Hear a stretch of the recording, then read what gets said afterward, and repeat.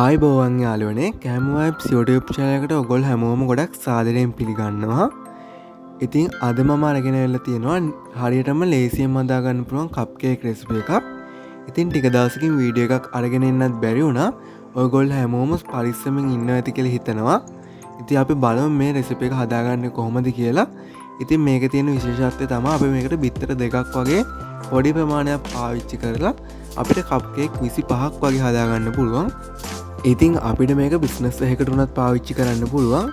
එහෙනම් අපි බලමු මේක හදාගන්න කොහොමද කියලා. මම මුලින්ම බිත්තර දෙකක් බෝල් එකකට කඩලා දාගන්නවා. ඊට පස්සේ මම ඒකට දාගන්න සීනි ගෑන් 300ක් තමයි මම මෙතන දාගන්නේ. ඉතින් සීනි ගාද්දි කැට පොඩි සීනි ගන්න. ඔයගොල්ලෝ කැට ලොකු සීනි ගන්න නම් බෙන්ඩ් කරගන්න පුළුවන්. ඊට පස්සේ මම මේ සීනි බිත්තර ටික හොඳට බීට් කරගන්නවා. ඉතින් මේ සීනි කැට ටික නැති වෙන්නම බීට් කරගන්න. ඔයගොල්ලෝ මේක මේ වෙලාවේදී විනාඩි 5ක් විතර බීට් කරගන්න.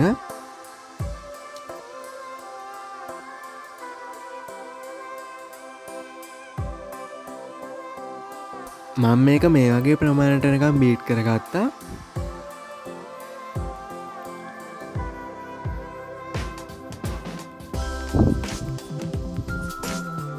ඉතින් දැන් මම මේකට දාගන්නේ ඇස්ට්‍රා ගෑම් 100ක් දාගන්නවා.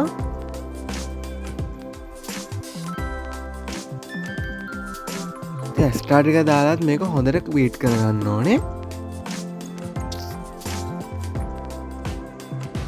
ඒ වගේම ඔයගොල්ලෝ මගේ channel එක subscribe කරලා නැත්නම් subscribe කරන්න කියන ආදරෙන් ඉල්ලා සිටිනවා.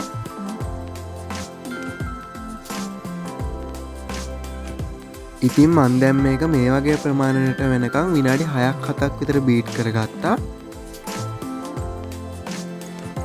මන් දැන් මෙතනදී අරගෙන තියෙනවා කිරි මිලිලීටර් 250ක්. ඔයගොල්ලන්ට පිටිකිරි ෆ්‍රෙෂ් මිල්ක් වගේ ගන්න පුළුවන්.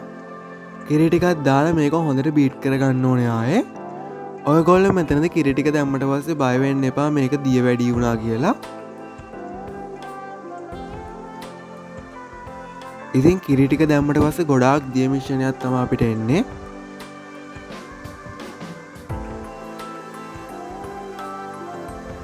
මේ වගේ බටර් ටික හොඳට කිරි එකත් එක්ක දිය වෙනකන් බීට් කරගන්න ඕනේ.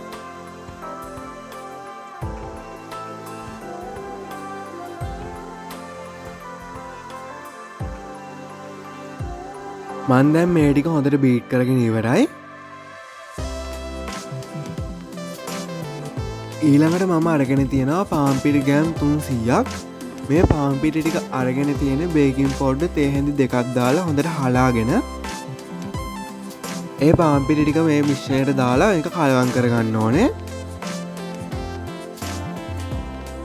මේ විදිහට ඔයගොල්ලෝ මේ මිශ්‍රණය එකම පැත්තට හැන්දකින් කලවම් කරන්න.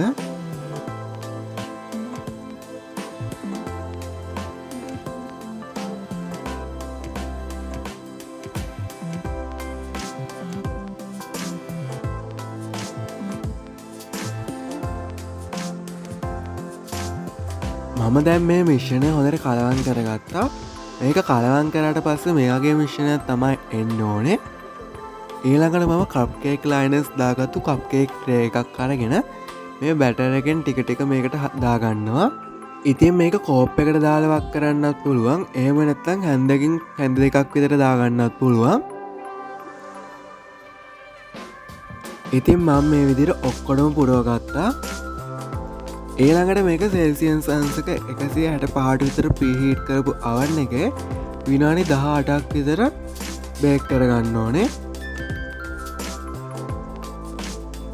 ඉතින් මේ තියෙන්නේ ඒ විදිහට හදාගත්ත මගේ කප් කේක් ටික. ඉතින් මේ ප්‍රමාණයෙන් අපිට කප් කේක් 25ක් විතර හදාගන්න පුළුවන්. ඉතින් ඔයගොල්ලන්ට මේක හදලා කඩේකට දාලා විකුණන්නත් පුළුවන්. ඉතින් ඔයගොල්ලෝ අනිවාර්යෙන් මේක try කරලා බලන්න.